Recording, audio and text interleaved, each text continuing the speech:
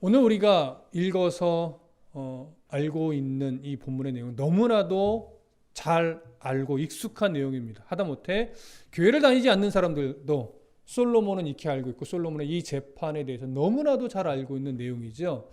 오늘 이 솔로몬의 지혜가 발휘되는 장면은 성경에서는 솔로몬의 1000번째 이 이후에 기록됨으로 인해서 솔로몬이 하나님으로부터 놀라운 지혜를 받고 나서 그 지혜가 어떻게 발휘되었는지를 드러내는 그런 장면이라고 할 수 있습니다. 기브온에서 하나님 앞에 1000번제를 드린 다윗, 솔로몬이죠. 솔로몬. 그들은 고대의 풍습을 따라서 솔로몬은 집으로 돌아가지 않고 번제를 드렸던 그 제단 앞에서 잠을 청했습니다. 하나님은 그의 꿈에 나타나셔서 그와 대화를 하시면서 그에게 원하셨던 합한 기도, 백성들을 재판할 수 있는 듣는 마음, 공의로운 마음, 지혜로운 마음을 요구한 그 솔로몬의 기도를 듣고 하나님은 응답하셨는데, 네가 너를 위한 것을 구하지 않고 백성들을 위한 것을 구한 것을 보니 내 마음이 기쁘다라고 하면서 전무후무한 지혜도 줄 것이며 전무후무한 부귀영화도 다 줄 것이다 라고 약속하셨습니다. 근데 이 약속으로 끝난 것이 아니라 하나님은 한 가지를 당부했어요. 뭘 당부했죠? 바로 네가 지금처럼 아버지 다윗이 행했던 것처럼 하나님을 사랑하는 그 마음 끝까지 잃지 말고 지속하고, 아버지 다윗이 법도를 따라 행했던 것처럼 너도 하나님의 말씀 앞에서 하나님의 법규를 따라 행하며 제사하며 분향하는 것, 예배하고 기도하는 이 일에 절대 게으르지 말아라. 네가 하나님 원하시는 그 길 위에만 계속해서 서 있으면 너의 왕위가 길게 될 것이다. 하나님의 아주 간곡한 당부였습니다. 왜냐하면 하나님의 백성들에게 가장 위험한 순간은 무엇이 없을 때가 아닙니다. 상황이 힘들 때가 아닙니다. 정말 위험한 순간은 자기가 바라고 원하던 것을 하나님으로부터 받았을 때, 그래서 내가 무엇인가 이루고 내가 무엇인가 가지고 무엇인가 어딘가 올라섰을 때가 가장 위험한 순간이에요. 그때만큼 하나님 앞에 교만을 떨 위험성이 농후한 때가 없는 거죠. 그래서 물론 없고 힘겹고 어려울 때도 우리가 하나님의 길에서 벗어나지 않으려고 노력해야 되지만, 무엇인가 소유했을 때, 어디엔가 하나님이 나를 올려주셨을 때, 무엇인가 채워주셨을 때, 그때 정말 하나님 앞에 겸손하며 하나님의 길에서 떠나지 않으려고 몸부림치는 것은 더욱 중요합니다. 솔로몬에게 당부했던 것이 바로 이 부분이었죠. 솔로몬이 정말 평생에 하나님의 이 말씀을 가슴에 새기며 잘 살았는지는 앞으로 열왕기서를 차근차근 살펴보면서 보게 될 거니까 우리가 지금은 따로 말씀드리지 않겠습니다. 자, 오늘은 우리가 읽은 대로 그렇게 하나님으로부터 지혜에 대한 약속을 받은 솔로몬이 이제 그 지혜를 어떻게 발휘하게 되는지 그 내용을 우리가 보게 됩니다. 먼저 16절을 함께 읽습니다. 시작. 그때에 창기 두 여자가 왕에게 와서 그 앞에 서며, 자, 본절이 그때에라고 하는 연결어로 시작을 하죠. 이 그때라고 하는 것은 솔로몬이 꿈에서 하나님의 음성을 듣고 나서 너무나 감사해서 꿈에서 깬 뒤에 예루살렘으로 돌아와서 잔치를 벌였어요. 신하들을 위해서 잔치를 벌였는데 그 잔치를 벌이고 있을 그때를 의미할 수도 있고, 아니면 1000번제를 드린 후 예루살렘에 돌아와서 잔치를 벌이고 어느 정도의 시간이 지난 후, 먼 시간은 아니지만 가까운 어느 정도의 시간이 지난 후를 의미할 수도 있습니다. 잔치를 벌일 때인지 아니면 조금의 시간이 지난 후인지 중요하지는 않죠. 그렇게 아주 짧은 시간의 그 범위 안에서 솔로몬에게 누가 와서 재판을 받았다는 거예요? 2명의 창기가 와서 재판을 받았다라고 하는 겁니다. 여기서 우리가 먼저 주목해서 봐야 되는 것이 무엇이냐면, 솔로몬 왕에게 재판을 받은 사람이 보편적인 사람이 아니라 2명의 창기라고 하는 사실이에요. 이게 참 중요한 부분입니다. 여러분, 당시에 이스라엘에서는요, 이 창기라고 하는 존재는 절대 이스라엘의 민족 가운데 용납될 수 없는 사람들이었어요. 신명기나 이런 데 기록된 내용을 보면 창기들은 이스라엘 민족 안에 거주하지 못하게 하라.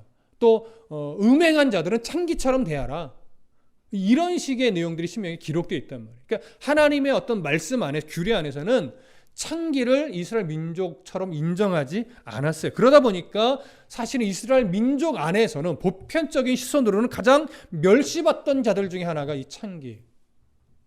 그리고 재판에서도 정당한 대우, 공정한 대우를 받지 못하고 소외당하기도 하고 또 외면되던 자들이 바로 이 창기들입니다.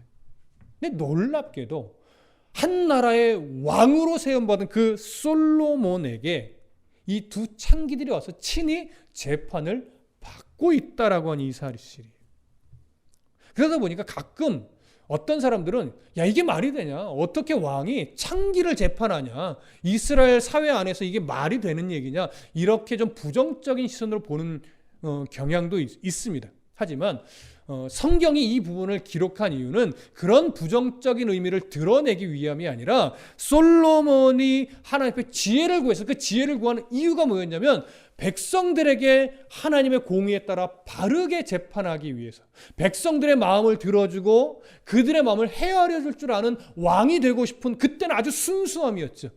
그러한 마음으로 지혜를 구했었기 때문에 지금 솔로몬이 이제 막 제대로 된 통치가 시작되는 이 초기에 그의 통치가 어디까지 미쳤는가, 이걸 보여주는 거예요. 그러니까 당연히 솔로몬의 통치가 사회의 가장 낮은 곳까지, 가장 밑바닥 인생을 살아가는 그런 자들까지도 솔로몬은 외면하지 않고 그들의 소리를 들어주고 재판까지도 해 주었다라고 하는 이 부분에 지금 초점을 맞추고 있는 것이지, 어떻게 저런 사람을 재판해 줄 수 있느냐, 뭐 이런 식의 지금 시선으로 성경이 접근하고 있는 게 아니란 말이에요. 그래서 지금 솔로몬의 이 두 창기에 대한 재판은 보편적으로는 일어날 수 없는 일이에요. 그런데 솔로몬이 이스라엘 백성을 얼마나 깊이 사랑했는지 그는 창기들이 재판을 요청할 때 그것을 거절하지 않고 그들의 소리에까지도 귀를 기울여주는 그러한 왕으로서 시작을 했다, 출발을 했다. 이것을 보여주는 겁니다. 이해되시죠? 자, 그러면 그 재판의 내용 이미 우리가 잘 알고 있지만 성경본에 있는 내용을 한 번 더 읽겠습니다. 17절부터 22절을 함께 읽습니다. 시작. 한 여자는 말하되 내 주여 나와 이 여자가 한 집에서 사는데 내가 그와 함께 집에 있으며 해산하였더니 내가 해산한 지 사흘 만에 이 여자도 해산하고 우리가 함께 있었고 우리 둘 외에는 집에 다른 사람이 없었나이다.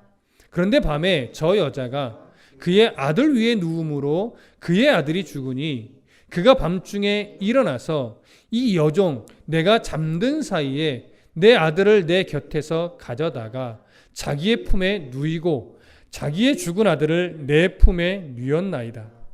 아침에 내가 내 아들을 젖먹이려고 일어나 본즉 죽었기로 내가 아침에 자세히 보니 내가 낳은 아들이 아니더이다 하며 다른 여자는 이르되 아니라 산 것은 내 아들이요 죽은 것은 네 아들이라 하고 이 여자는 이르되 아니라 죽은 것이 네 아들이요 산 것이 내 아들이라 하며 왕 앞에서 그와 같이 쟁론하는지라. 자, 두 명의 창기가 왕 앞에 고소를 하면서 이 문제로 찾아왔습니다. 그야말로 왕궁에서 곱게 자란 솔로몬의 입장에서는 정말로 상상도 할 수 없는 가장 밑바닥의, 인생 밑바닥의 사람들이 겪는 그런 일들이었어요. 자, 내용은 사실 간단하죠.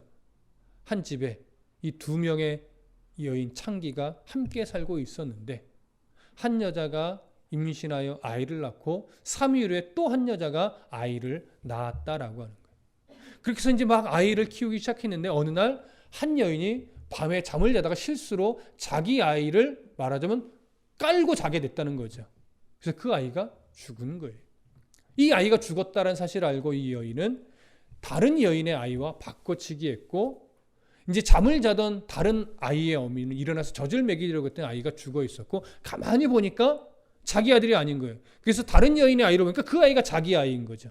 그래서 달라 내 아이가 아니냐고 했더니 네 아이 아니다 내 아이다. 그럼 서로 싸우다가 이제 고발을 하게 됐고 왕 앞에서 재판을 받게 되었다는 얘기예요. 자, 이 내용에서 우리가 가끔 어떤 시선을 보냐면 도대체 누구의 말이 진실인가?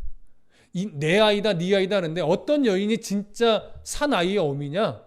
누가 거짓말하는 거냐? 이런 걸로 이제 서로 이야기를 나누게 되거나 또 그걸로 이렇게 서로 쟁론하는 경우도 가끔 있는데 오늘 본문은 진짜 누가 산 아이의 어미고 누가 어떤 여자가 거짓말하는 거냐? 여기에 지금 관심을 두고 있는 게 아니에요.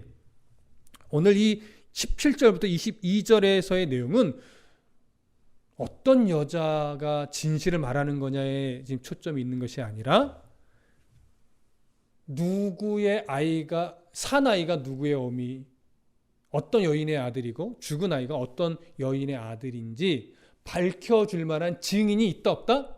증인이 없는 상황이다라고 하는데 초점이 있는 거예요. 이 상황을 알고 있는 건 본인들하고 누구만 알아요? 하나님만 알아요. 오늘날처럼 뭐 DNA를 검사할 수 있는 시대도 아니고 당시에는 오직 재판이 거의 증인에 의해 2명 이상의 증인에 의해서 판결이 나던 시대였기 때문에 증인이 없다는 얘기는 뭐냐면 무슨 얘기를 하냐면 이건 인간의 지혜로 판결하기 불가능하다. 이걸 의미하는 거예요. 그래서 지금 이 재판의 초점은 증인이 없는 재판이다. 이게 가장 중요한 초점이에요. 그러니까 인간의 지혜로는 참 판결할 수 없는 상황인데 과연 솔로몬은 어떻게 지혜를 발휘했을까? 여기에 이제 시선을 이끌고 가는 거죠. 무슨 말씀 이해되시죠? 자, 그러면 이제 솔로몬의 판결을 보시겠습니다. 23절부터 26절까지. 자, 함께 읽습니다. 시작. 왕이 이르되 이 여자는 말하기를 산 것은 내 아들이요 죽은 것은 네 아들이라 하고 저 여자는 말하기를 아니라 죽은 것이 네 아들이요 산 것이 내 아들이라 하는도다 하고 또 이르되 칼을 내게로 가져오라 하니 칼을 왕 앞으로 가져온지라. 왕이 이르되 사나이를 둘로 나누어 반은 이 여자에게 주고 반은 저 여자에게 주라. 그 산 아들의 어머니 되는 여자가 그 아들을 위하여 마음이 불붙는 것 같아서 왕께 아뢰어 청하건대 내 주여 산 아이를 그에게 주시고 아무쪼록 죽이지 마옵소서 하되 다른 여자는 말하기를 내 것도 되게 말고 네 것도 되게 말고 나누게 하라 하는지라. 자, 두 창기의 말을 들은 솔로몬은 사실 말도 안 되는 엉터리 판결을 내리죠. 판결만 보면 이걸 가지고 지혜로운 판결이라고 말할 수는 없는 거예요. 참 엉터리 같은 판결이에요. 사나이를 반으로 잘라서 각자 반쪽씩 주라는 거예요. 이것만큼 잔인한 판결이 어디 있겠습니까? 근데 이 판결이 떨어지자, 이 말도 안 되는 판결이 떨어지자 두 여인의 반응이 전혀 달랐다라고 하는 것이죠. 진짜 산 아이의 어미는 자기의 아들이 죽임을 당할까 봐 그것이 너무나 속상하고 안타까워서 자기의 아들이 죽지 않게 하려고 차라리 이 아이를 죽이지 말고 저 여인에게 주십시오. 이렇게 말을 했다는 것이고 죽은 아이의 어미는 네 것도 되게 말고 내 것도 되게 말고 차라리 그 말씀하신 대로 반으로 잘라 주십시오. 이렇게 반응을 했다라고 하는 겁니다. 자, 솔로몬은 이렇게 판결을 내리죠. 알았다. 너희들의 반응을 보니까 지금 이 아이를 죽이지 말라고 한 이 여인이 진짜 산 아이의 어미다. 그 여인에게 줘라. 이렇게 판결을 내립니다. 솔로몬의 지는 바로 여기에 있는 거죠. 그 두 여인과의 쟁론의 모습을 보고 또 그 여인들의 표정을 보고 그 여인들의 태도를 볼 때 어떻게 판결을 내려야 진짜 어미의 반응을 알 수 있겠구나. 이렇게 그의 심리, 여인들의 지금 심리를 다 파악을 하고 심리를 다 이해하고서 그들의 반응을 이끌어내기 위한 어떤 예비적 판결을 먼저 내려준 거죠. 그러고 나서 그들의 반응에 따라서 진짜 어미를 찾아준 겁니다. 그러니까 진짜 어미의 마음이 발휘될 수 있도록 상황을 이끌어낸 것이죠. 바로 이런 것 때문에 솔로몬의 지혜가 높이 평가되는 것이고 놀랍다라고 말을 하는 겁니다. 자, 이렇게 솔로몬의 지혜가 발휘된 이후에 성경, 그러니까 이렇게 솔로몬의 지혜가 발휘되는 그 장면을 조금 더 볼게요. 27절, 28절을 먼저 또 한 번 더 읽겠습니다. 27절, 28절 시작. 왕이 대답하여 이르되 산 아이를 저 여자에게 주고 결코 죽이지 말라.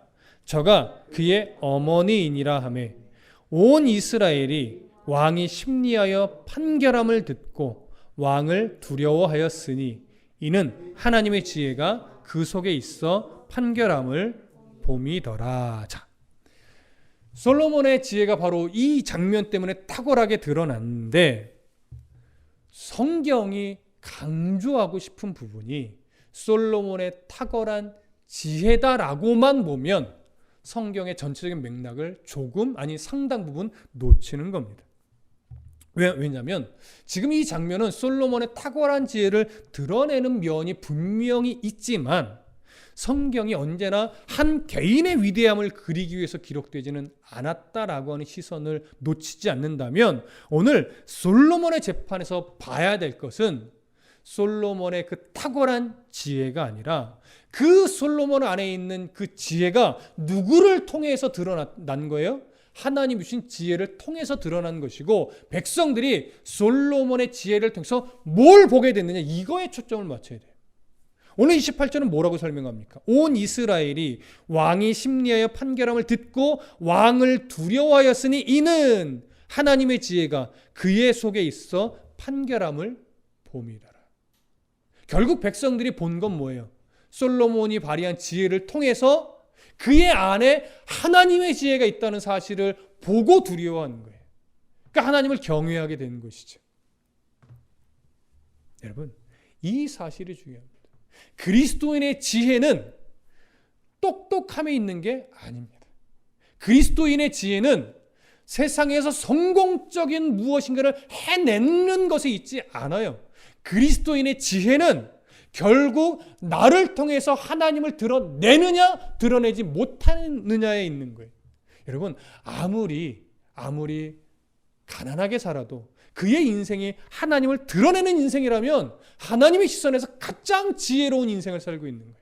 근데 아무리 많은 것을 가지고 있고 아무리 높은 자리에 올라가서 있고 아무리 커다란 업적을 만들어냈다 하더라도 결국 그의 인생을 통해서 하나님을 드러내는 인생이 되지 못했다면 그 사람은 가장 어리석은 삶을 산 사람입니다.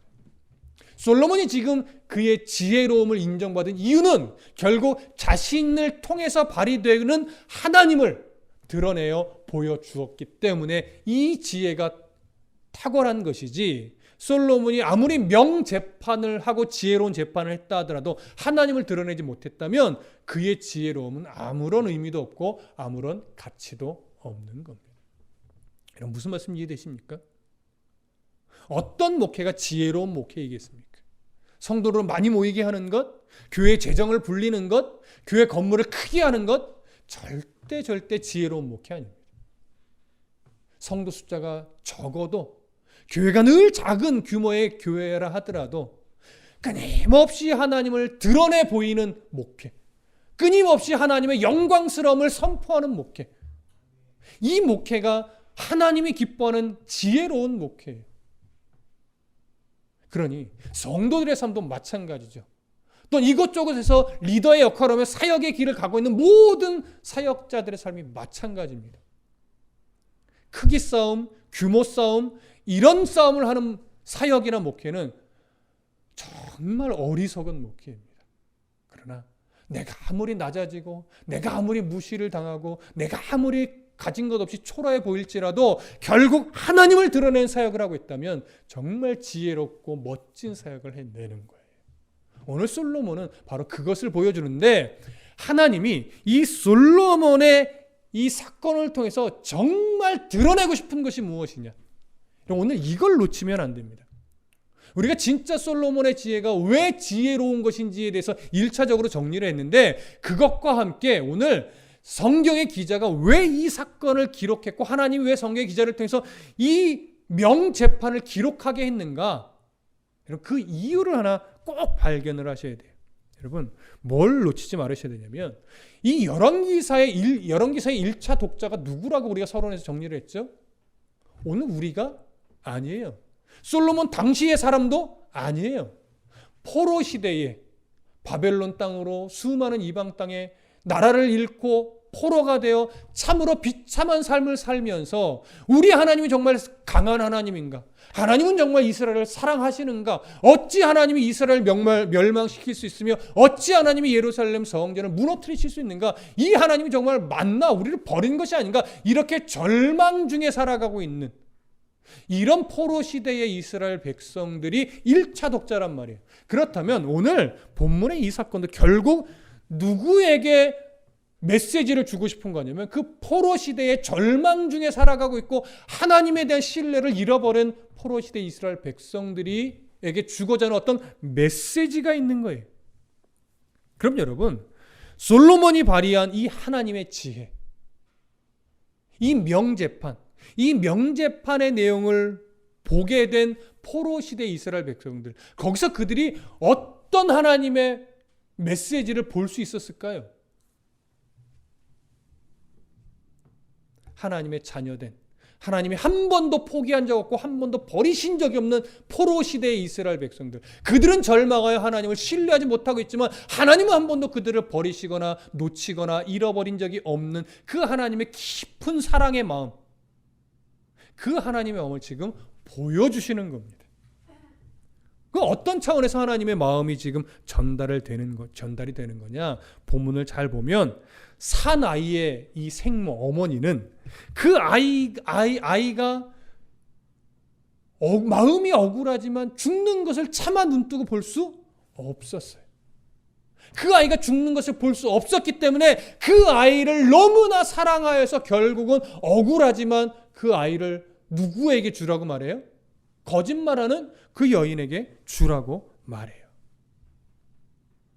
이게 진짜 어미의 마음이죠. 그 아이를 살리려고 그렇게 한 거예요.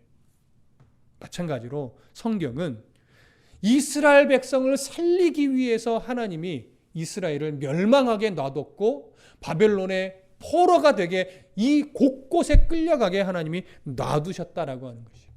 그걸 보여주는 거죠. 결코 이스라엘을 버린 것도 아니고 하나님 힘이 없어서도 아니라고 하는 거예요. 그들은 절망하여 하나님 원망하고 외치고 있지만 하나님은 내가 너희들을 버린 것이 아니라 너희를 살리려고 그런 거야.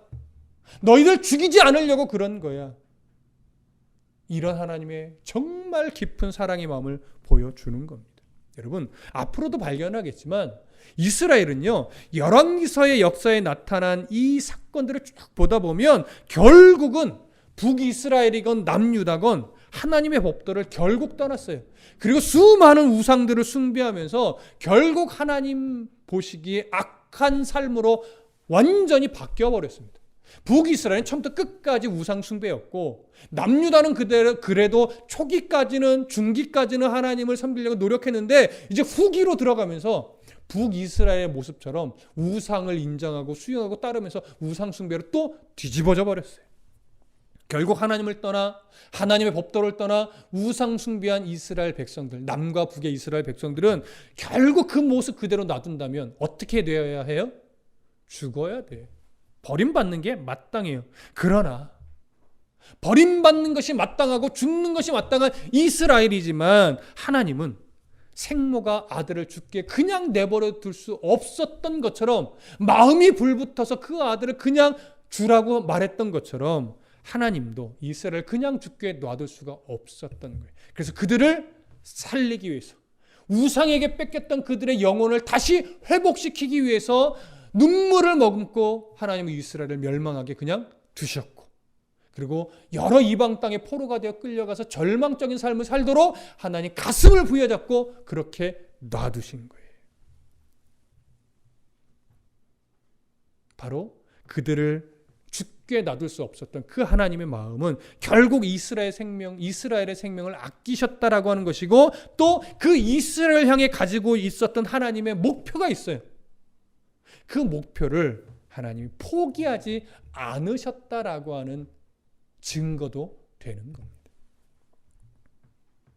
생모가 그 억울함을 누르고 그 오해를 누르고 결국 아이를 살리려고 자기의 손을 놨듯이 하나님도 이스라엘을 살리려고 그렇게 하신 거지.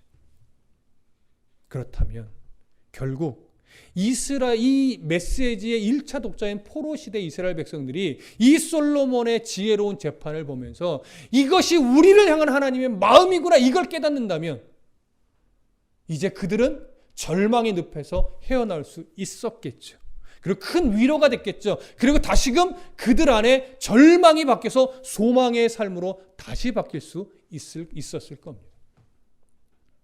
오늘 우리들의 삶 속에서 똑같습니다. 우리는 고난이 올 때, 이해할 수 없는 참 억울한 일이 내 안에 들이닥쳤을 때 우리도 동일하게 순간순간 문득문득 이런 오해를 합니다. 내가 뭐 잘못해서 그런가? 하나님 날 싫어하시나? 하나님이 날 버리신 건가? 하나님이 날 포기하셨나? 아니면 하나님이 살아계신 게 아닌가? 이렇게까지도 우리는 때로 물음을 던질 경우가 종종 있죠. 그러나 조금 더 긴 시간의 터널을 지나서 그 상황이 정리되어 다시 그 지나온 세월을 딱 돌이켜보면 그때 그 순간이 나를 하나님께로 더 가까이 가게 만들었구나. 그때 그 순간이 결국 나를 성숙하게 만들었구나. 그때 그 순간이 결국 나를 성장하게 만들어 놓는 중요한 과정이었구나. 이걸 끝내 발견하게 되는 겁니다. 중요한 건 뭐냐면 이걸 언제 발견하느냐예요. 내 고집과 내 교만이 내려놓아지지 않으면 늦게 돌아서 너무나 늦은 시간에 발견하게 되는 것이고, 조금 더 일찍 하나님의 말씀 앞에 무릎을 꿇고 간구하고 기도를 하는 그런 사람들은 조금 더 빨리 이 진리를 깨닫게 되는 거죠. 그러면 조금 더 내 삶을 하나님 앞에 더 아름답게 내어드릴 수 있는 기간이 그만큼 많아지는 거예요. 돌면 돌수록 하나님 앞에 나의 삶을 아름답게 내어드릴 수 있는 시간이 줄 수밖에 없어요. 왜? 엉뚱한 데서 시간을 허비하니까. 내 교만과 아집과 이것들을 내려놓지 못하고 돌고 도니까 그만큼 버려지는 거예요, 시간이. 의미 없다라기보다 그럼에도 불구하고 하나님의 포기하지는 않는 사람은 끝내 발견하게 되겠지만 조금 더 멋진 삶으로 하나님께 드릴 수 있었을 시간이 그만큼 나의 욕심 어린 시간으로, 나의 어떤 이 개인적으로 돌아가는 시간으로 허비되니 얼마나 안타까운 시간입니까? 그래서 어른들이 안타까워하고 목회자가 안타까워하는 것은 젊은 시대의 이 믿음의 사람들이 그렇게 돌아가서 나중에 하나님 앞에 후회할까 봐 참으로 안타까워하는 거예요. 여러분, 끊임없이 앞으로도 여지없이 젊음은 젊은 대로, 중년이면 중년대로, 또 노년이면 노년대로 하나님은 우리의 영을 더 깊이 성장시키기 위해서 끊임없이 고난 가운데 놔두실 때가 참 많습니다. 젊었을 때는 더 많겠죠. 근데 그때마다 우리가 놓치지 말고 기억해야 될 것은 하나님은 한 번도 우리를 버리신 적이 없다라고 하는 사실이에요. 하나님은 한 번도 우리의 인생을 포기하신 적이 없다라고 하는 사실이에요. 오히려 하나님이 그 아픈 마음을 부여잡고 우리를 위해서, 우리를 살리고 회복시키기 위해서 고난 가운데로 때로는 밀어 넣으시는 경우가 많다라고 하는 것을 분명하게 아셔야 됩니다. 그리고 우리는 그 고난의 터널을 끝내 지날 수 있도록 하나님이 도우실 거고, 그 고난의 시절을 통과해야만 우리가 자라요. 우리가 성숙해져요. 또 그래야 하나님이 어떤 분인지 머리로 알던 하나님이 이제 가슴으로 느껴지는 거죠. 이런 하나님의 마음을 조금씩 깊이 깨달아 알게 될 때 그 사람은 성장해 가는 겁니다. 더 성숙해져 가는 겁니다. 그리고 그럴 때 점차 그의 삶을 통해서 내가 드러나는 것이 아니라 누가 드러나요? 하나님의 아름다우심이 드러나요. 하나님의 아름다우심을 드러낼 줄 아는 성도가 정말 지혜로운 성도요, 정말 멋진 성도의 삶을 살아내는 겁니다. 여러분, 저도 이 본문을 연구하면서 나도 그런 하나님을 드러내는 목회를 끝까지 해야 되겠다라고 결심을 하게 됩니다. 마찬가지로 여러분들도 하나님, 나의 인생 얼마만큼의 인생을 살게 될지 모르겠지만 하나님을 드러내고 보여주고 느끼게 해주는 그런 인생이 되게 하여 주시옵소서. 나만을 위해서 살아가는 이기적인 인생이 아니라 나를 통해 내 안에 계신 그 깊고 넓은 사랑의 하나님을 누군가에게라도 꼭 보여줄 수 있는, 느끼게 해줄 수 있는 그런 인생이 되게 해주십시오. 그럼 이렇게 하나님 앞에 구하며 그런 인생을 살아내시는 성도 여러분 되기를 간절히 축복합니다. 기도하겠습니다.